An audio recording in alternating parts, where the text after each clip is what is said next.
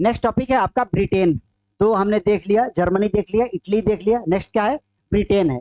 अब देखो ब्रिटेन में क्या कह रहा है कि ब्रितानी द्वीप समूह में रहने वाले लोग अंग्रेज। अब वहां पे देखो भाई ब्रिटेन में कौन कौन था। ब्रिटेन में अंग्रेज था। इसे थोड़ा अच्छे से समझना। आपने ब्रिटेन के यानी कि इंग्लैंड का बहुत सारा नाम सुना होगा। कभी इंग्लैंड बोल देते हैं, कभी ब्रिटेन बोल देते हैं। अब कभी कभी यूनाइटेड किंगडम का भी आपने नाम सुन लिया होगा। और भाई ये सब एक ही को इंडिकेट करता है, तो ये है क्या यार।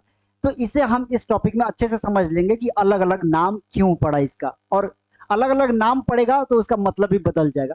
अब वही हम इसमें डिस्कस करने जा रहे हैं। तो ब्रितानी, ब्रितानी मतलब वो ब्रिटेन वाले। तो कह रहा है कि ब्रितानी द्वीप समूह में रहने वाले, ये जो ब्रिटेन का जो क्षेत्र था वहां पे क्या हो गया, कह रहा है कि वहां पे कौन कौन से लोग रहते थे। अंग्रेज रहते थे, वेल्स रहते थे, स्कॉट यानी स्कॉटिश यानी आयरिश आयरिश लोग रहते थे। और इनकी मुख्य पहचान क्या थी, निरीह जातियां। ये अलग अलग एक समुदाय थी, अलग अलग जातियां थी। एथनिक, एथनिक जिसे बोला जाता है इंग्लिश में, वही थे, अलग अलग जाति की। चलो भाई, ये अंग्रेज है, ये अलग ग्रुप है। ये वेल्स है, ये अलग है। ये स्कॉट है यानी आयरिश है, ये अलग है। सब कुछ अलग अलग जातीय समुदाय थी वहां पे। ये सब क्या थे, ये सब निरीह जातियां थी। उसके बाद से कह रहा है सबकी अपनी अपनी संस्कृति व राजनीतिक परंपराएं थी। भाई जितने भी समुदाय होते हैं उस समुदाय के अपने भाषा, अपनी संस्कृति, हर एक चीज उसका अपना अलग होगा। उसका रिलीजन भी अपना अलग होगा, है ना। तो वही क्या था, अंग्रेज, वेल्स और स्कॉट, इन तीनों लोगों की क्या थी, अपनी अपनी भाषा थी और अपनी अपनी संस्कृति थी। क्यों, क्योंकि वो क्या थे, जातीय समुदाय थे, निरीह जातीय थे। तो सब कुछ इनका अलग अलग होगा कि नहीं, तो सब कुछ अलग था। कह रहे जैसे जैसे जैसे आंग्ल राष्ट्र की धन दौलत और सत्ता में वृद्धि हुई, अन्य राष्ट्रों पर अपना प्रभुत्व बढ़ाने में सफल रहा, है ना। कौन भाई, आंग्ल राष्ट्र। आंग्ल राष्ट्र क्या है ना, जिसे हम इंग्लिश में एंग्लो बोलते हैं, है ना। और आप हिस्ट्री में आएंगे तो बहुत बार आपको एंग्लो सुनने को मिलेगा। एंग्लो कर्नाटिक वार, एंग्लो फ्रेंच वार, है ना। तो एंग्लो वो जो इंग्लिश वाले हैं ना उनको कहा जाता है, यानी कि जो ब्रिटेन के जो लोग हैं उनको एंग्लो कहा जाता है। जिसे हम आम भाषा में बोलते हैं ना अंग्रेज, वही लोग हैं एंग्लो। तो उन्हें हिंदी में क्या कहा गया है, आंग्ल राष्ट्र, आंग्ल राष्ट्र। तो भाई आपने हिंदुस्तान में देख रखा है, इनका तो काम ही था दूसरे पे कब्जा करना, है ना। दूसरों पे क्या करना, शासन करना। ये ऐसे ही करते थे। तो ये सिर्फ आके हमारे हिंदुस्तान में ही नहीं किए, ये उससे भी बहुत पहले ऐसे ही हरकतें करते आ रहे हैं। और उससे भी बाहर करने से पहले भी अपने यहाँ भी यही हरकतें करेंगे। तो वो समझ लो वो क्या कर रहे हैं, कह रहे हैं कि आंग्ल राष्ट्र ने क्या किया, धन दौलत इनकी बढ़ गई, इनकी सत्ता में वृद्धि हो गई, तो इन्होंने क्या किया, अन्य राष्ट्रों पर अपना प्रभुत्व बढ़ाने में सफल रहा। भाई जैसे ही थोड़े से धन दौलत आए, इसने क्या कर दिया, भाई जितने भी कमजोर लोग थे, चलो भाई आ जाओ, तुम हमारे अधीन आ जाओ। हम क्या करेंगे, हम तुम्हें, तुम्हारे ऊपर शासन करेंगे। अब देखना, किसी के ऊपर जब शासन करना होता है तो पता है क्या नाम दिया जाता है, एक बहाना खोजा जाता है कि आप सिविलाइज नहीं है, आप अनसिविलाइज्ड हैं और हम सिविलाइज्ड हैं। यानी कि हम आपसे ज्यादा सिविलाइज्ड हैं और हम आपके ऊपर क्या करेंगे, शासन करेंगे, और हम आपको सिविलाइजेशन सिखाएंगे। अरे सिविलाइजेशन जाए तेल लेने, आपका मेन उद्देश्य क्या होता है, शासन करना, गुलाम बनाना। आपने भारत में भी यही किया। आप आए थे व्यापार करने के लिए, और आपने क्या अब एक बहाना देना शुरू कर दिया कि यहाँ के लोग सिविलाइज नहीं है, हम लोग सिविलाइज हैं और हम इनको सिविलाइज्ड कर देंगे, ये अनसिविलाइज्ड है। अरे काहे बात की अनसिविलाइज, हम अनसिविलाइज नहीं थे भाई, आपने हमारे ऊपर शासन किया है जबरदस्ती, है ना। तो वही हरकतें यहाँ भी ये लोग कर रहे हैं। क्या कर रहे हैं कि जैसे जैसे उनकी ताकत बढ़ गई, धन दौलत बढ़ गया, पैसा हो गया, तो जो अन्य राष्ट्र थे यानी छोटे छोटे जो राज्य थे, उन पे इन लोगों ने क्या कर दिया, उसको गुलाम बना लिया, उसके ऊपर उन लोगों ने कब्जा कर लिया। तो भाई अब हिंदुस्तान में इन्होंने क्यों किया, समझ में आया कि भाई ये शुरू से इनका यही चलता आ रहा है, ठीक है। अब कह रहे हैं लंबे टकराव और संघर्ष के बाद आंग्ल सांसद ने 1888 सॉरी 1688 1688 में राजतंत्र से ताकत छीन ली। वहां पे राजतंत्र था, राजतंत्र यानी कि जहां पे किसका शासन हो भाई, किंग का, यानी कि राजा का शासन हो। जहां पे राजा का शासन होता है वो क्या होता है, राजतंत्र।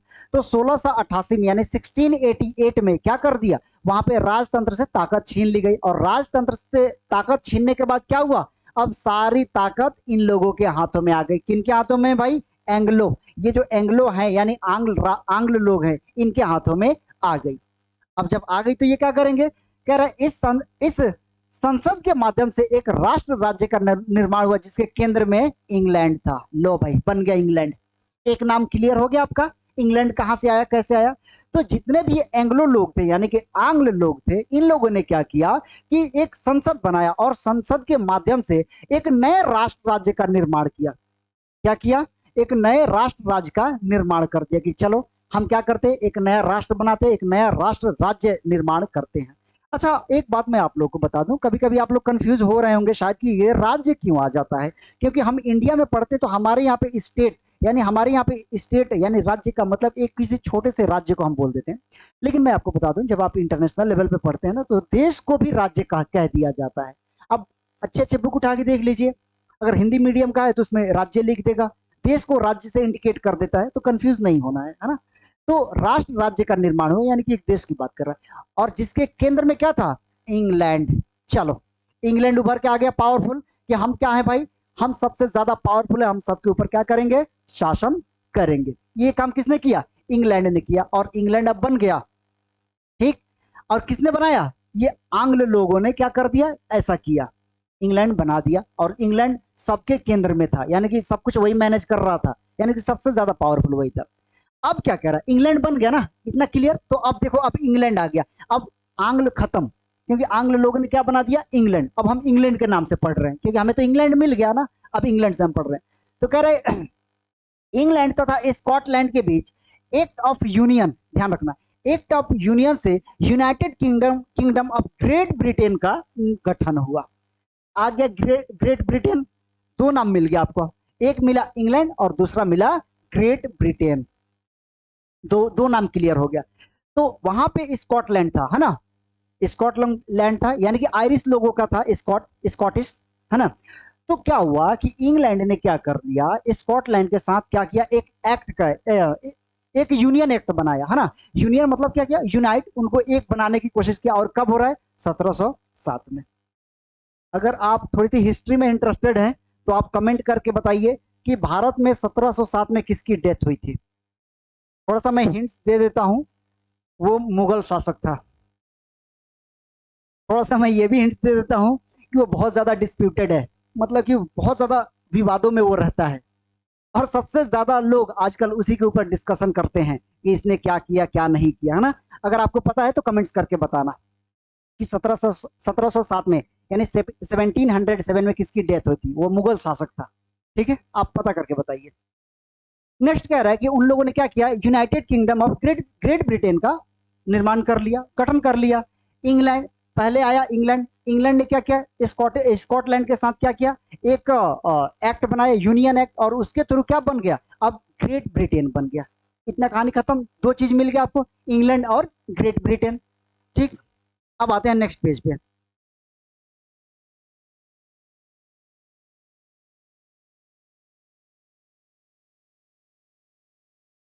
अब ग्रेट ब्रिटेन बन गया, इंग्लैंड बन गया, दो नाम आपका क्लियर है। तो कह रहा है इंग्लैंड व्यवहार में स्कॉटलैंड पर अपना प्रभुत्व जमा पाया। इंग्लैंड जो था भाई, इसका तो काम ही है शुरू से, है ना। ये सिर्फ भारत में आके ऐसे नहीं किया इंग्लैंड, ये भाई इसका मैन्युफैक्चर ही इसी तरीके से हुआ है। ये मैन्युफैक्चर डिफेक्टेड है ना। ये यही शुरू से यही कर रहा है। ये सिर्फ इंडिया में ही आके लोगों को गुलाम नहीं बना रहा है, ये शुरू से ऐसा ही कर रहा है, यानी कि जन्मजात प्रॉब्लम है इसकी।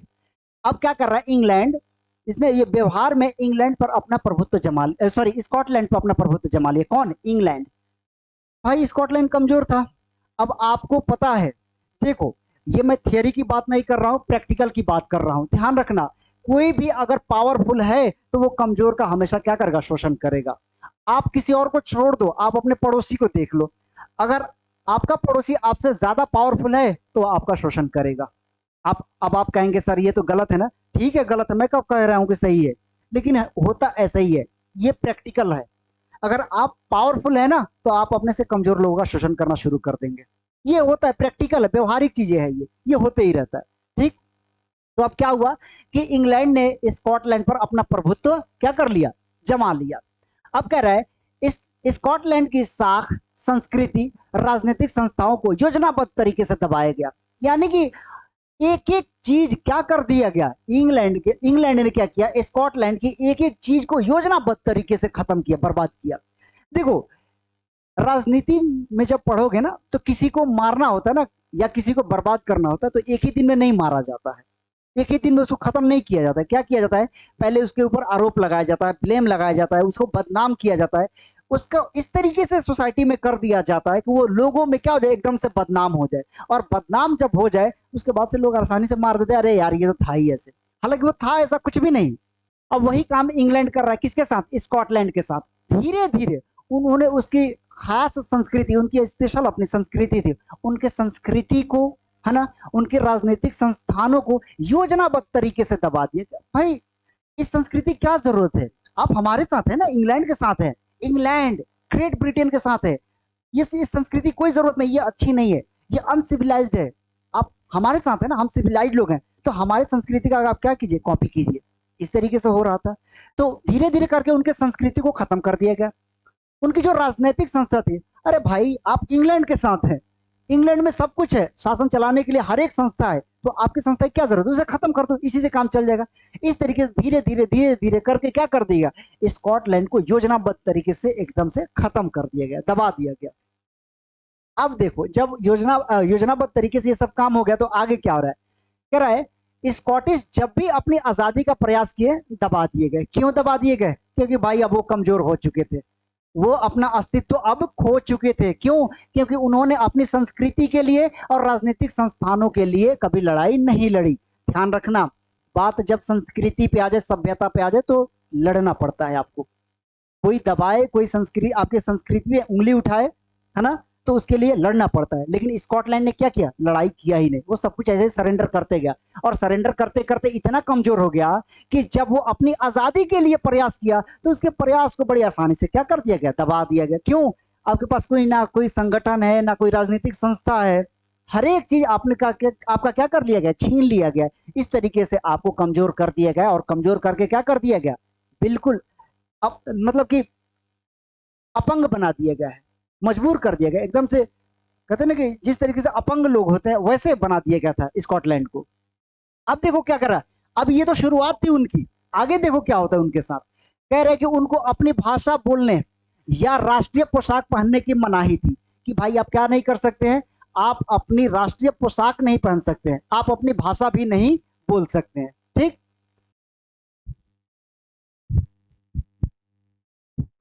अब देखो, जैसे कि अभी मैंने आप लोगों को बताया कि स्कॉटलैंड को बिल्कुल क्या कर दिया गया था, पंगु बना दिया गया था, लाचार कर दिया गया था। उनको अपनी भाषा तक बोलने की आजादी नहीं थी, भाषा के अलावा राष्ट्रीय पोशाक पहनने की आजादी नहीं थी, उनकी अपनी संस्कृति खत्म हो चुकी थी, उनकी अपनी राजनीतिक संगठन खत्म हो चुके थे। तो अब कर क्या लोगे भाई, यानी कि चारों तरफ से, यानी सर से लेके पांव तक आपको किसने जकड़ लिया, इंग्लैंड ने। इंग्लैंड ने आपको क्या कर लिया है, कब्जा कर लिया है। अब आपको उसके इंग्लैंड के इशारे पे, मतलब कि जो कुछ भी करोगे आप इंग्लैंड के इशारे पे काम करोगे, है ना, आपकी अपनी आजादी, सब कुछ खत्म। चलो भैया, स्कॉटलैंड गया काम से, इनकी कहानी खत्म कर दिया, किसने खत्म कर दिया, इंग्लैंड ने।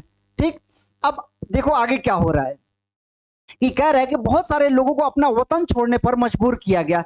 जब किसी इंसान को आप इतना मजबूर कर दो कि वो अपनी संस्कृति को फॉलो ना कर सके, है ना, यानी कि जो उनका कल्चर है वही खत्म कर दो, उनके भाषा के ऊपर आप लगाम लगा दोगे कि भाई आप ये भाषा यहाँ पे नहीं बोल सकते हैं, उनकी जो राजनीतिक संगठन है वो भी आप खत्म कर दे रहे हैं, तो वो क्या करेगा, उसके पास कहीं आजादी है ही नहीं, तो क्या करेगा। स्कॉटलैंड के जितने भी लोग थे, नागरिक थे, वो मजबूर हो गए यार कि हमारी आजादी तो है ही नहीं, हमें क्या होना पड़ रहा है, हमें इंग्लैंड के टुकड़े पे पलना पड़ रहा है, यानी कि इंग्लैंड के इशारे पे हमें जीना पड़ रहा है। तो इस ऐसे मतलब कि कौन जीना चाहेगा, किसी को ये पसंद नहीं है। इसलिए क्या हुआ, स्कॉटलैंड के जितने भी लोग थे, उनमें से बहुतों ने क्या कर दिया, अपना वतन छोड़ दिया, और वतन छोड़ के कहीं और चले गए कि भाई जब यहाँ पे हमें आजादी है ही नहीं, तो हम यहाँ पे रह के क्या करेंगे, है ना। तो इसलिए उन लोगों ने क्या किया, छोड़ दिया। चलो भाई, स्कॉटलैंड की कहानी खत्म। अब आ जाओ नेक्स्ट टॉपिक पे। नेक्स्ट कौन है भाई, आयरलैंड। अब आयरलैंड की बारी है, स्कॉटलैंड गए, अब आएंगे आयरलैंड। अब आयरलैंड के क्या हो रहा है, देखो आयरलैंड जो था ना, वो दो पार्ट्स में विभाजित था।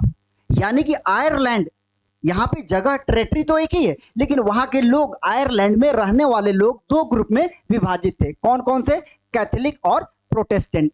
इसे समझो। देखो ज्यादातर धर्म है ना, मैं अभी आपको दो तीन एग्जांपल यहीं पे गिना देता हूं। ज्यादातर धर्म वो दो या तीन हिस्से में टूटे हुए हैं, यानी कि विभाजित हैं। है तो एक ही धर्म, लेकिन वो दो तीन हिस्सों में क्या हुए, विभाजित है। चलो भाई हम इस्लाम से ही ले लेते हैं, है ना।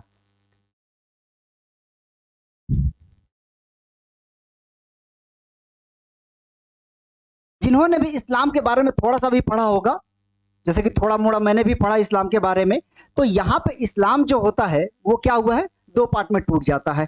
टूटता नहीं है, यानी कि वो दो पार्ट में क्या होता है, विभाजित हो जाता है। पहला कौन सा है, आ,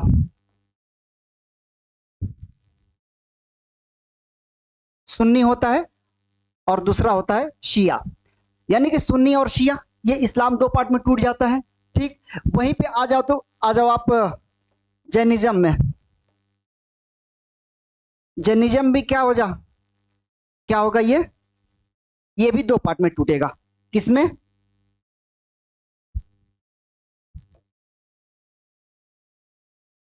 श्वेतांबर और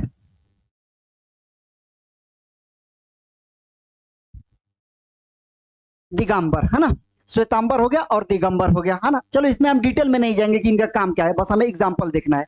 अब देखो, अब हम जैनिज्म हो गया, बुद्धिज्म को लेते हैं। बुद्धिज्म भी दो पार्ट में टूट गया।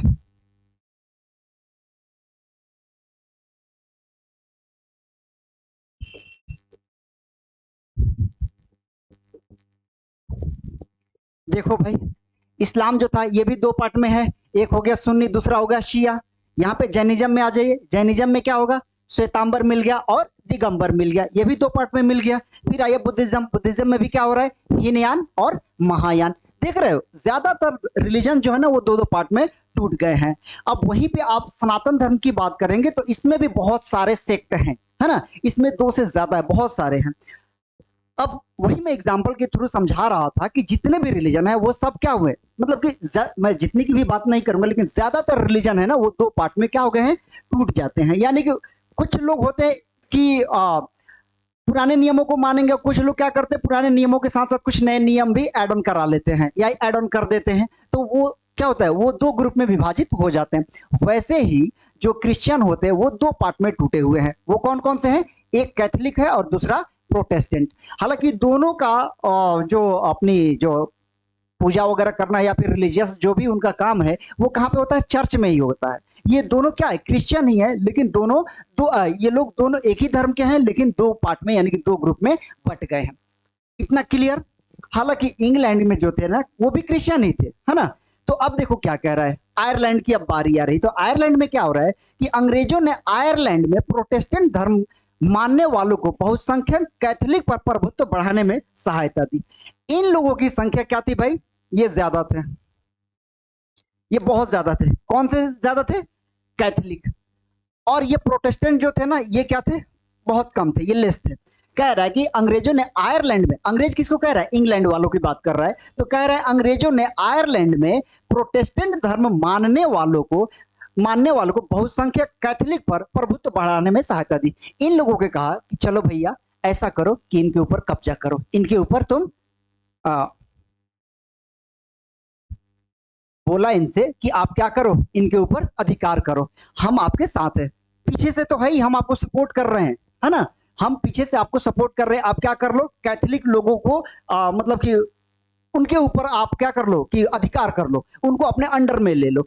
लेकिन भाई प्रोटेस्टेंट जो थे ना वो बहुत कम थे, संख्या उनकी बहुत ज्यादा कम थी, लेकिन ये कैथोलिक बहुत ज्यादा थे। उन्होंने कहा कि कोई बात नहीं, हम आपके साथ है ना, आपको डरने की कोई जरूरत ही नहीं है। हम क्या करेंगे, हम आपको सपोर्ट करेंगे पीछे से, हम सामने नहीं आएंगे। जब आप दोनों एकदम से उलझ जाओगे ना तब तो हम आ ही जाएंगे। इंग्लैंड की यही यही चाल होती है। जब आप इंडिया में भी पढ़ेंगे ना तो शुरू शुरू में खुल के सामने नहीं आते, वो क्या करते हैं, एक दूसरे को पहले लड़ा देते हैं। जब वो दोनों लड़के एकदम से उलझ जाते हैं ना तब वो सामने आते हैं और क्या करते हैं, वहां पे अधिकार कर लेते हैं। इस तरीके से ये लोग गुलाम बनाते थे। तो देखो इनकी संख्या कम थी, लेकिन फिर भी कहा कि आप लोग क्या करो, कैथोलिक लोगों के ऊपर कब्जा कर लो, उनको गुलाम बना लो, है ना। अब ये डर रहे थे भाई हमारी संख्या कम है, हम इतने ज्यादा संख्या वालों को कैसे कंट्रोल कर लेंगे। उन्होंने कहा कि कोई बात नहीं, हम आपके पीछे हैं, आपको जो भी चाहिए होगा, जो भी आपको नीड है, वो सारी नीड हम पूरी करेंगे, आप इनको गुलाम बनाओ, इनके ऊपर क्या करो, कब्जा करो। तो भाई प्रोटेस्टेंट ने क्या किया, ऐसा किया, और इंग्लैंड ने प्रोटेस्टेंट की बहुत मदद करी, और इन लोगों ने कैथलिक के ऊपर कब्जा करना यानी उनको दबाना क्या कर दिया, शुरू कर दिया। उसके बाद से कह रहे हैं कि ब्रितानी यानी वही ब्रिटेन वाला इंग्लैंड, तो कह रहे ब्रितानी के विरुद्ध कैथलिक विद्रोह को निर्ममता से कुचल दिया गया। अब ये कैथलिक, जैसे मैंने बताया कि ये नंबर में बहुत ज्यादा थे, इन लोगों को पता चल गया कि भाई प्रोटेस्टेंट के पीछे कौन है, ये जो प्रोटेस्टेंट है इनको कौन सपोर्ट कर रहा है, इंग्लैंड सपोर्ट कर रहा है। इंग्लैंड सपोर्ट कर रहा है, जब भी तो ये कम हो के भी ज्यादा संख्या पे ये कंट्रोल करने चले, इनको गुलाम बनाने चले, यानी कि इनके ऊपर कब्जा करने चले हैं। नहीं तो अकेले तो इनकी हिम्मत नहीं थी, क्योंकि ये कम है संख्या में। पीछे से कौन सपोर्ट कर रहा है, इंग्लैंड, इंग्लैंड सपोर्ट कर रहा है, इसलिए ऐसा हो रहा है। अब क्या हुआ कि आयरलैंड वालों ने क्या किया, विद्रोह कर दिया। विद्रोह किसके अगेंस्ट में हुआ, इंग्लैंड के अगेंस्ट में, कि भाई तुम अपने जगह पे रहो ना, हमारे यहाँ पे कूद के क्यों चले आए हो, तुम जहां हो वहीं रहो, वहीं सही हो, तुम हमारे मामले में इंटरफेयर मत करो।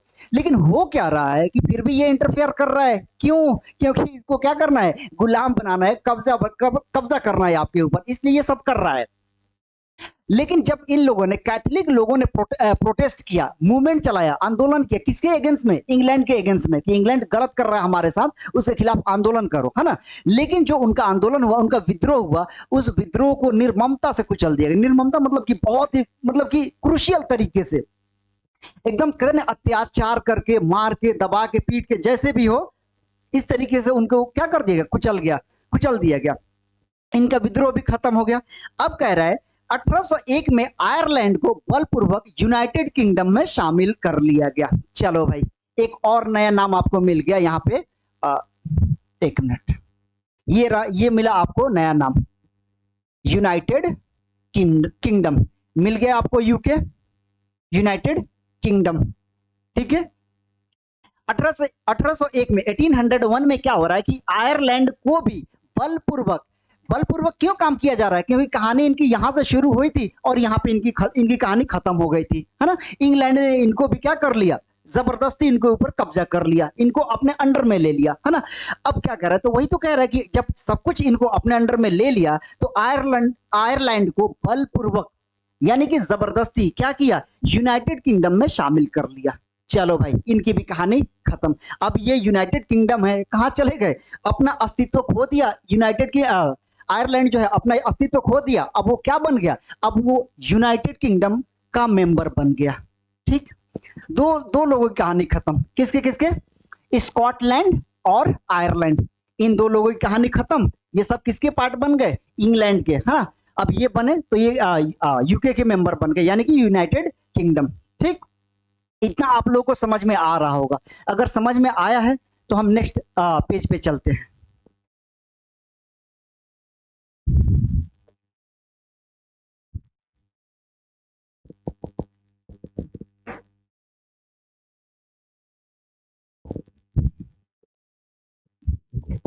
देखो भैया, नेक्स्ट टॉपिक क्या कह रहा है, राष्ट्र की दृश्य कल्पना, यूटोपिया। याद करो, जब हमने चैप्टर की शुरुआत करी थी तभी हमने कहा था आप लोगों से कि यूटोपिया, एक जो पेंटिंग जो बन रही थी, है ना, फ्रेडरिक सरयू की, तो फ्रेडरिक सरयू ने क्या किया था, उनका यूटोपिया ही तो था, इमेजिनेशन ही तो था।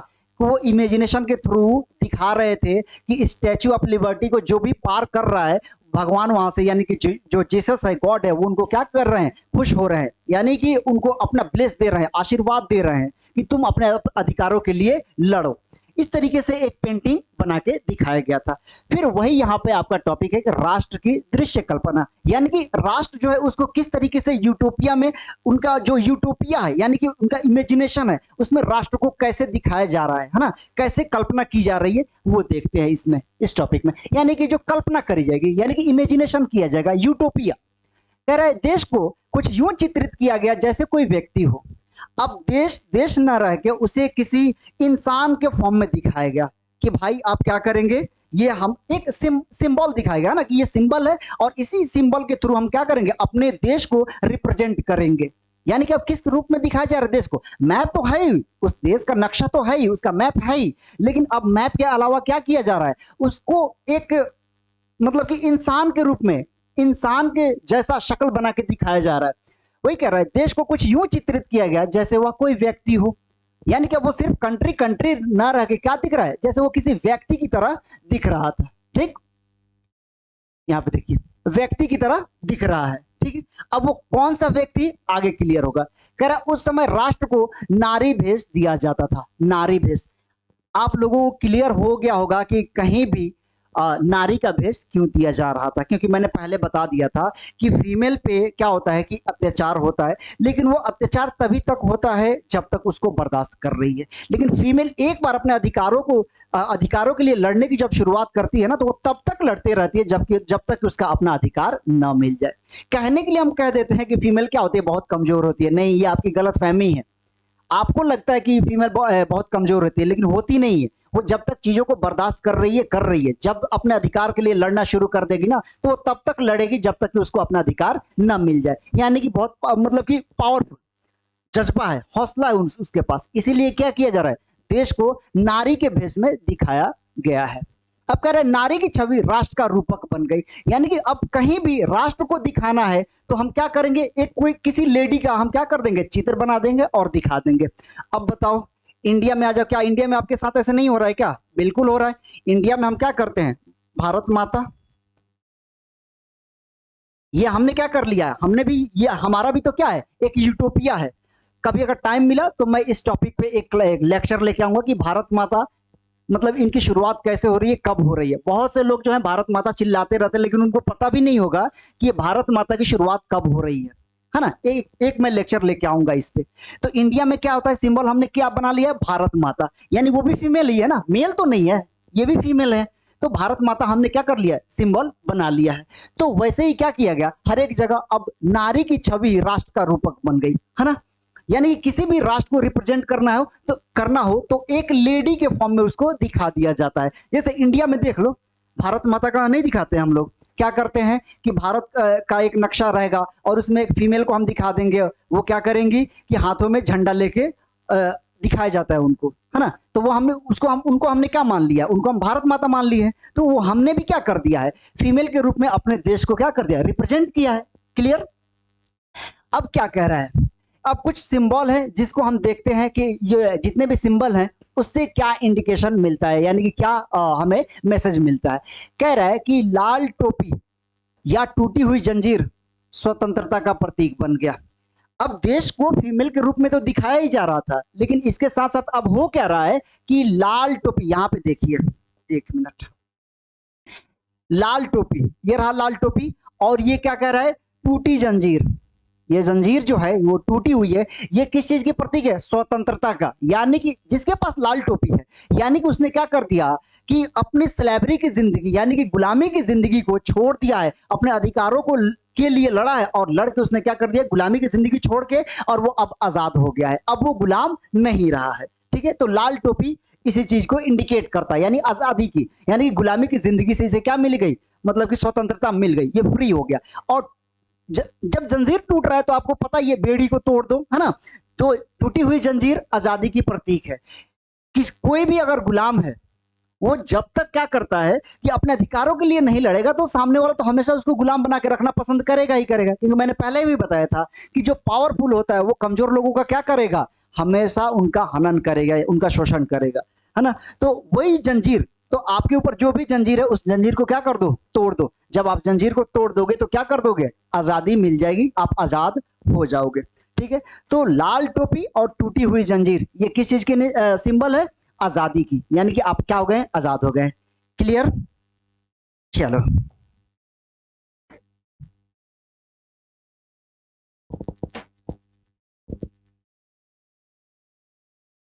नेक्स्ट कह रहा है, महिला की आंख पर पट्टी और तराजू लिए हुए। आई एम श्योर कि आप लोगों ने ये इमेज जरूर देखा होगा। अरे किताबों में नहीं तो मूवी में तो जरूर देखा होगा, क्योंकि इंडिया में जो मूवी बनते हैं उसमें, जैसे कि थोड़े से पहले वाली मूवी देखेंगे या आजकल की जो मूवी आती है, उसमें भी आप देखेंगे ना, ये जरूर दिख जाएगा आपको। एक लेडी रहती है और लेडी के हाथ में तराजू रहता है, उसके आंख पे क्या रहता है, पट्टी बंधा रहता है, और वो वहां पे क्या होता है, जस्टिस, यानी कि वो मतलब कि न्याय की सिंबल होती है, और उसको न्यायालय में दिखाया जाता है। तो वही कह रहा है, ये फिगर तो, ये इमेज तो आपने जरूर ही देखा होगा। तो कह रहा है महिला के आंख पर पट्टी और तराजू लिए हुए, किस चीज के निशान है, इंसाफ का प्रतीक। यानी कि इंसाफ जब होता है ना, तो वो देख के नहीं होता है कि हम किसके लिए इंसाफ कर रहे हैं। इंसाफ जब किया जाता है ना, तो देख के नहीं होता है, बल्कि आंखों पे पट्टी बंधी होती है कि हमें कोई नहीं दिख रहा है, हमें क्या करना है, जस्टिस, यानी कि हम इंसाफ करेंगे। हम देख के नहीं करेंगे कि ये मेरे मामा के लड़के हैं या ये मेरे चाचा के लड़के हैं, नहीं, ऐसे नहीं करेंगे। हम क्या करेंगे, बिना देखे हुए, जस्टिस होनी चाहिए, चाहे वो मामा के लड़के हैं या चाचा के लड़के हैं। अगर गलत किए हैं तो क्या है, पनिशमेंट के जिम्मेदार हैं, उनको पनिशमेंट मिलेगी। ठीक, इसलिए क्या होता है, उसके ऊपर, ये आंखों के ऊपर पट्टी बांध के दिखाई जाती है। तो ये जो महिला की जो प्रतीक है, देख रहे हैं, हर एक चीज में महिला के थ्रू हर एक चीज को दिखाया जा रहा है। ठीक, आंख पे पट्टी है, हाथ में तराजू है, तो किस चीज के प्रतीक, इंसाफ की, यानी कि आपको इंसाफ दी जाएगी, इसकी ये प्रतीक है। ठीक,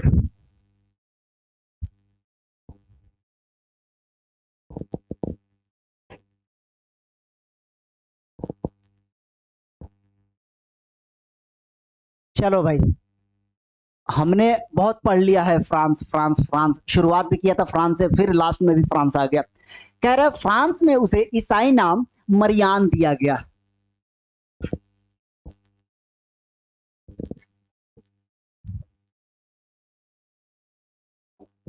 उसका क्या नाम दिया गया भाई, मरियान, है ना। मरियान एक क्या नाम है, क्रिश्चियन नेम है, यानी कि ईसाइयों का नाम होता है। अब आप कहेंगे सर नाम में भी धर्म होता है कि नहीं, बिल्कुल नहीं होता है, लेकिन कुछ सिलेक्टेड नाम होता है ना, कि जैसे कि मान लो कि अ, हिंदू धर्म में है, तो हिंदू धर्म में किस तरीके के नाम होगा, वो नाम सुन के आप जज कर सकते हैं कि ये हिंदू है कि मुस्लिम है। वही फिर इस्लाम धर्म में जाएंगे तो उसका नाम सुन के आप जज कर लेंगे कि ये इस्लाम धर्म वाला है या किस धर्म का है। तो नाम भी बहुत कुछ क्या करता है, क्लियर कर देता है। तो वैसे ही ये जो मारियान है, कौन सा नाम है, क्रिश्चियन नेम है, ईसाई लोगों का नाम है।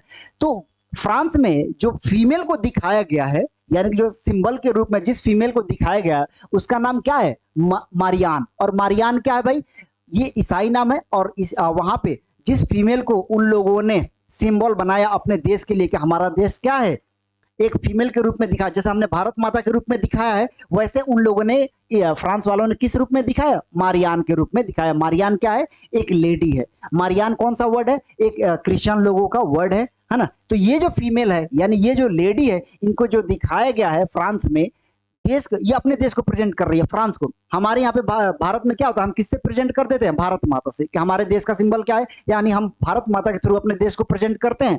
वैसे ही मारियान किसको प्रेजेंट करती है, फ्रांस में।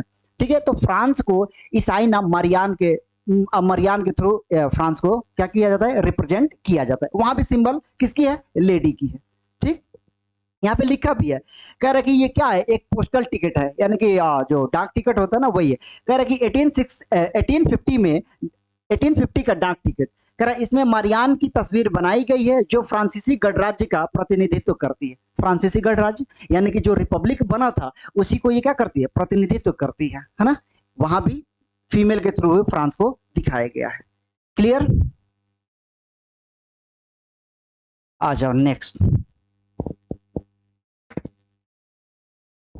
अब देखो, फ्रांस में हमने क्या पढ़ा, जो लेडी है उनको क्या कहा जाता है, मारियान। भारत में उस लेडी को क्या कहा जाता है, भारत माता। ठीक, फ्रांस में मारियान। और जर्मनी में क्या कहा जाता है, तो जर्मनी में, यानी कि जर्मन में उसे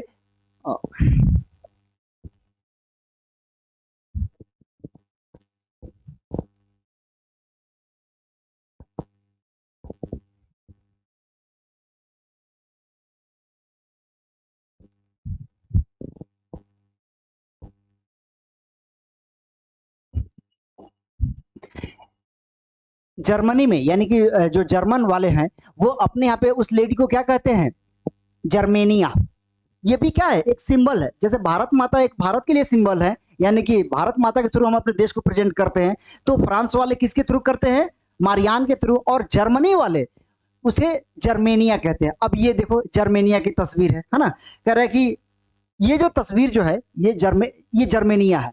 कहीं भी आपको दिख जाए तो समझ जाना ये किसके प्रतिनिधित्व है, जर्मनी की। जर्मनी राष्ट्र को इस रूप में दिखाया जाता है, जैसे हम भारत माता के रूप में दिखाते हैं, वैसे ही जर्मनी के लोग अपने देश को किस फॉर्म में दिखाते हैं, एक लेडी के फॉर्म में, और उस लेडी का नाम क्या दिया गया है, जर्मेनिया। जैसे हमने भारत माता नाम दे दिया है, वैसे उन लोगों ने अपने यहाँ पे क्या नाम दिया है, जर्मेनिया। ठीक है, एक और पिक है यहाँ पे, देखो कह रहा है कि द फॉलन जर्मेनिया, कह रहा है कि ये 1850 की तस्वीर है, 1850 की तस्वीर में दिखाया गया है ना।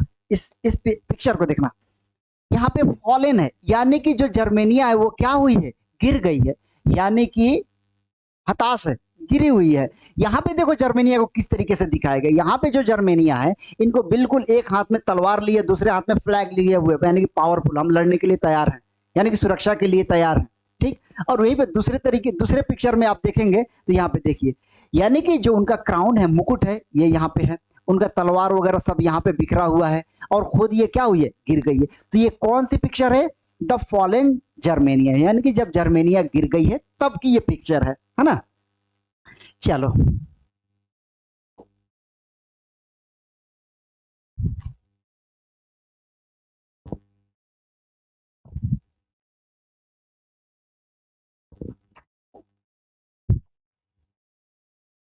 आपका लास्ट टॉपिक है इस चैप्टर का, साम्राज्यवाद और उपनिवेशवाद।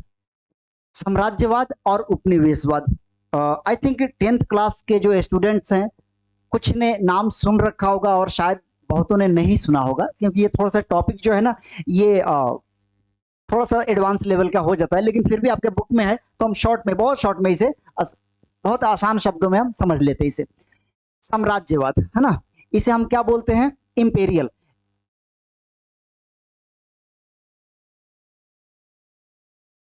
इंपेरियलिज्म, और इसे क्या बोलते हैं, कॉलोनी।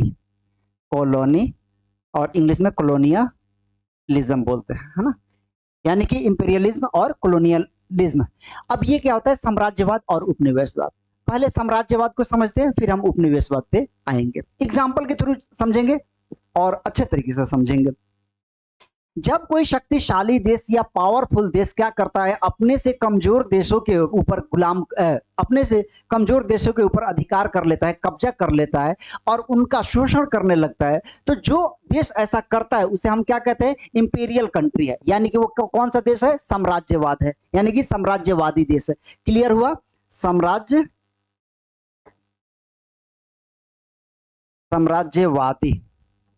वो देश कौन सा देश है, साम्राज्यवादी देश है। अब देखो, अब कहता है कि अधिकार करने का दो तरीका होता है, एक तो आप पहले ट्रेड करने जाओ, व्यापार करने जाओ, और व्यापार करते करते धीरे धीरे धीरे धीरे उन लोगों को अपने ऊपर डिपेंड करा लो, है ना। जब वो आपके ऊपर डिपेंड हो जाएंगे तो फिर धीरे धीरे उनको क्या कर दो, गुलाम बना दो। जैसे भारत में हुआ था, भारत में क्या हुआ, इंग्लैंड आया, है ना। अब यहाँ पे देखो, इंग्लैंड भारत में आ रहा है, और भारत में आके उसने क्या कर दिया था, इंग्लैंड जब भारत में आया तो क्या करने आया था, उसका पर्पस क्या था, ट्रेड, यानी कि व्यापार करने। वो डायरेक्ट कब्जा करने नहीं आया था। अगर डायरेक्ट वो कह के आते ना कि हम कब्जा करने आ रहे हैं जी भारत पे, उस टाइम मुगल थे, मार के भरता बना देते।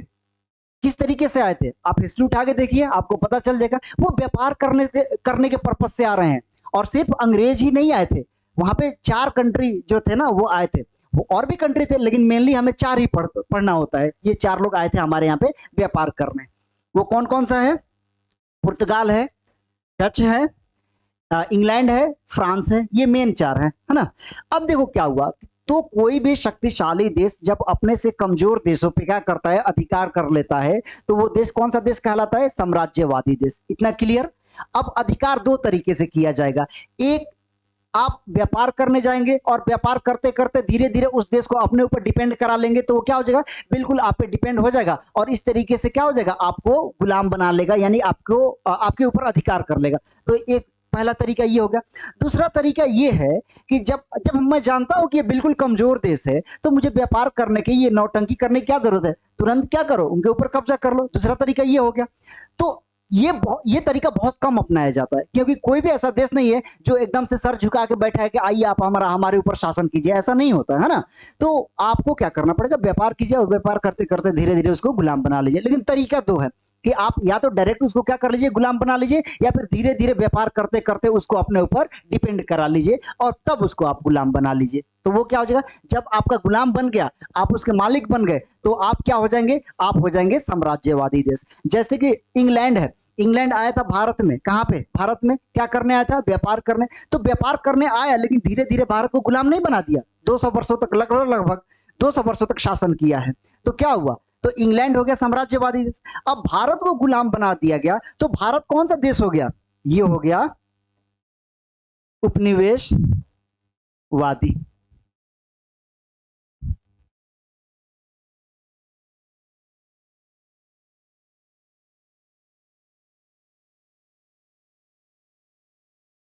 अब भारत उपनिवेशवादी देश हो गया।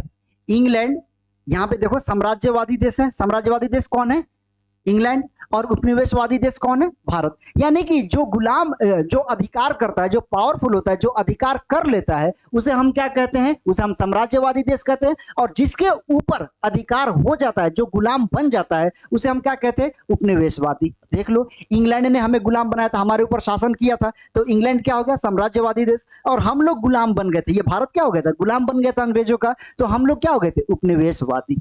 ठीक।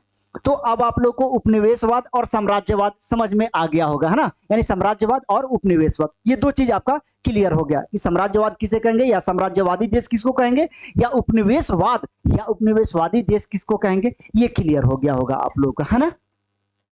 चलो, लेकिन ये हम पढ़ क्यों रहे हैं, इसमें थोड़ा सा मैं बहुत शॉर्ट में ही निपटाऊंगा, देख लेते हैं क्या हुआ। अच्छा एक बात बताओ, जब ये अब साम्राज्यवादी देश बन गए थे, अब सब क्या हो गया था, सब यही चाहते थे कि मैं अपने से कमजोर देशों पे क्या कर लूं भाई, अधिकार कर लूं, उसको क्या कर लूं, गुलाम बना लूं, है ना। सब यही चाहते थे, क्यों, क्योंकि अब सब देश बन के तैयार हो गया था, एक एक देश, हमने सारे देश को बनते हुए देखा है।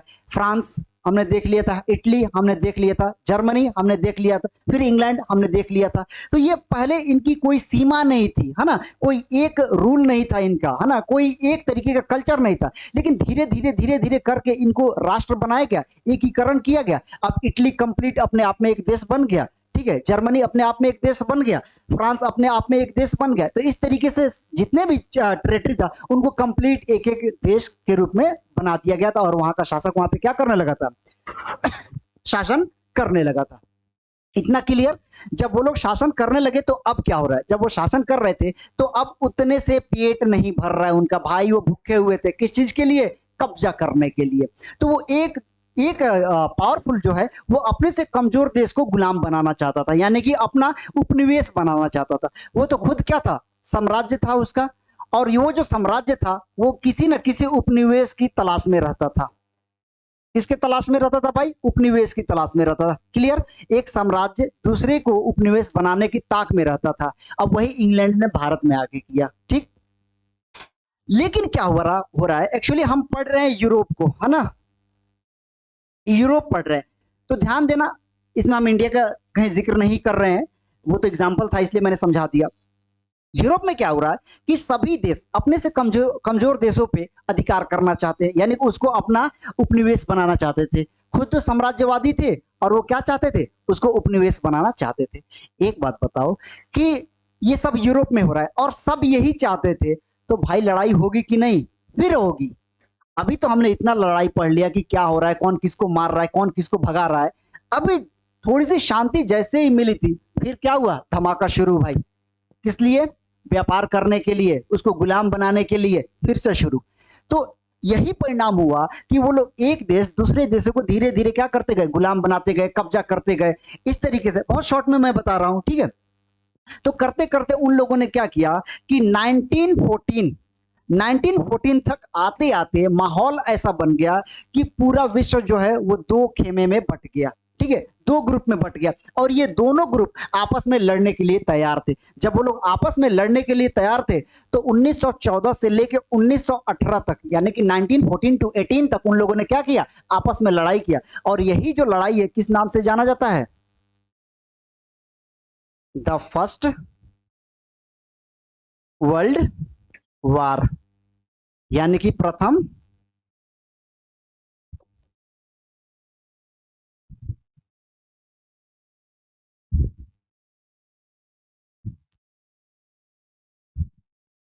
प्रथम विश्व युद्ध, है ना।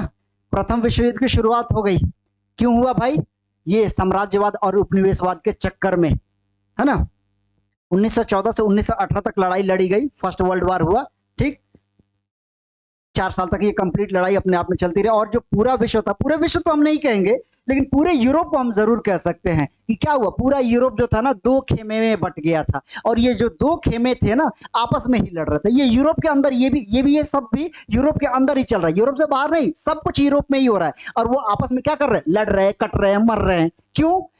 अधिकार करने के लिए, क्योंकि अब उसमें प्रभुत्व की बात आ गई थी, वर्चस्वता की बात आ गई थी कि हाँ हम आपसे ज्यादा पावरफुल हैं। वो कह रहा हाँ जी आपसे ज्यादा पावरफुल हम हैं, आगे आके हमारे ऊपर कब्जा करके दिखाओ। तुरंत कर लिया तो क्या होगा? आपने कब्जा करा, वो आपको मार के भगाएगा ही भगाएगा। तो यही सब चल रहा था यूरोप में। तो इसका परिणाम क्या हुआ?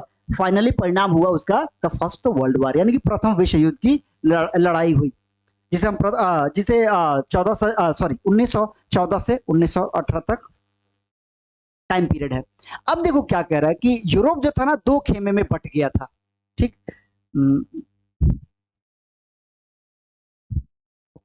ये जो यूरोप है 2 खेमे में बट गया था। पहला खेमा कहलाया